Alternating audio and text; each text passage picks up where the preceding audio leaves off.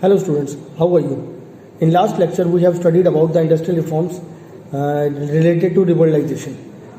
Now in this video lecture we are going to study the financial sector reforms under liberalization of new economic policy of 1991. So students, let's get started.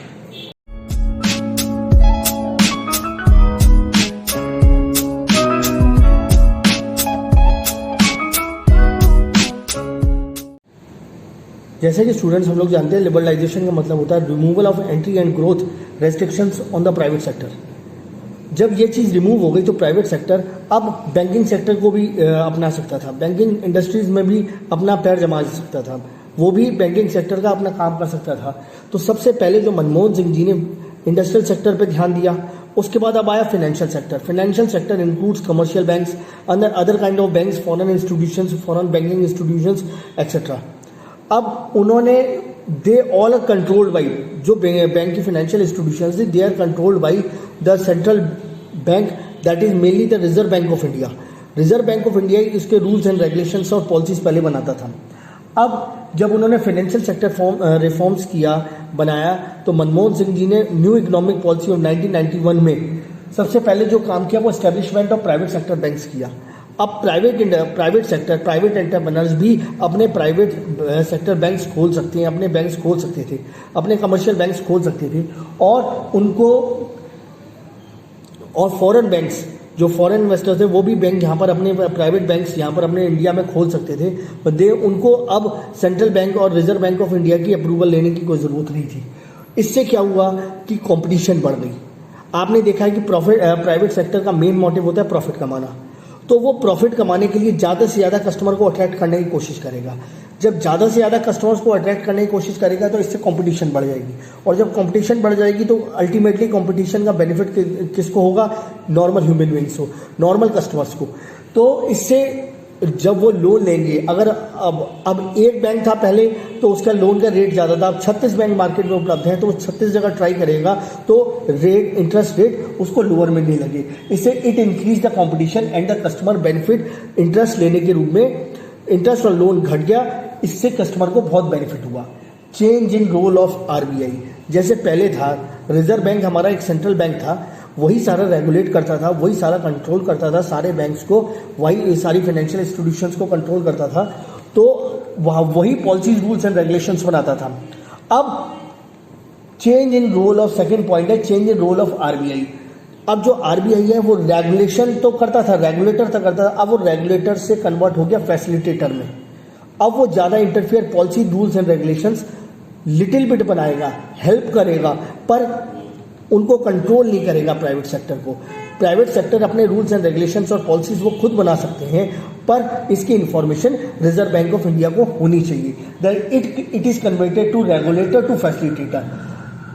दो financial institution, financial bank, जो financial sector can take decision without consulting RBI.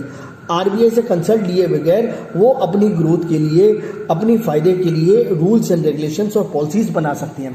Third, increase the limit. Third point है major जो reform था, increase in the limit of the foreign investment. Foreign investment जो foreign investors से India में invest करना चाहते थे, पहले बहुत कम थे, ऑलमोस्ट रेस्ट्रिक्टेड ही थे। अब उनकी इन्वेस्टमेंट 51% तक हो गई। वो पूरी अपनी कंपनी की एक पार्टनरशिप में खोल सकते थे, 51% की स्टेक लेके वो खोल सकते थे।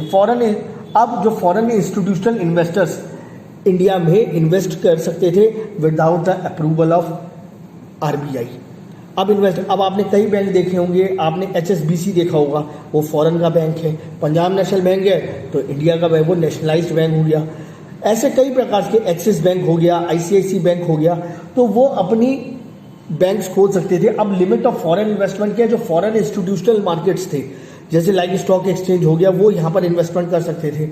पेंशन वाले जो पेंशन फंड्स वगैरह थे वो यहाँ पर काम कर सकते थे। मॉनेटरी मार्केट्स वाले जो फॉरेन की फाइनेंशियल मार्केट थी वो यहाँ पर 51% तक अपनी कंपनीज खोल सकती थी, वो यहाँ की नॉर्मल पब्लिक के साथ। ईज इन, अब फोर्थ पॉइंट है ईज इन एक्सपेंशन प्रोसेस। अब एक्सपेंशन प्रोसेस का मतलब यह है कि पहले एक ब्रांच अगर सपोज एक जगह खुली है तो दूसरी ब्रांच उसी कंपनी की दूसरी जगह पे ब्रांच खोलने में पहले बहुत रेस्ट्रिक्शंस थी, बहुत प्रॉब्लम्स थी, इजी नहीं था, अब इजी गोइंग नहीं था। अब जब से फाइनेंशियल सेक्टर रिफॉर्म्स आया न्यू इकोनॉमिक पॉलिसी ऑफ 1991 में, ये एक्सपेंशन प्रोसेस बहुत ईजी हो गया। There is financial sector banks को जो बैंक्स बन रहे थे, they are free to open their branches anywhere in India without taking any approval from the RBI.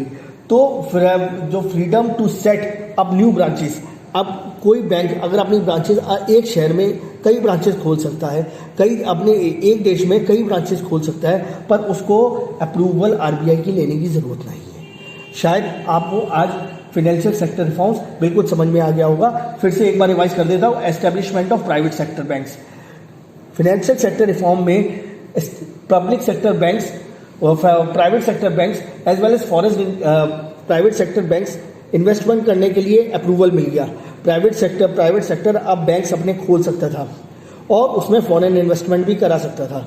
जो पहले रूल्स एंड रेगुलेशंस आरबीआई ने बनाई हुई थी कि सिर्फ वही काम कर सकते हैं बैंकिंग सेक्टर का, अब नहीं था। उन्होंने न्यू इकोनॉमिक पॉलिसी ऑफ 1991 में इतना बैंक फाइनेंशियल सेक्टर को लिबरलाइज कर दिया, छूट दे दी, फ्रीडम दे दिया कि वो भी बैंक खोल सकते हैं। इससे फायदा ये हुआ कि कंपटीशन बहुत बढ़ गई और उसका अल्टीमेटली बेनिफिट कस्टमर को बहुत हुआ।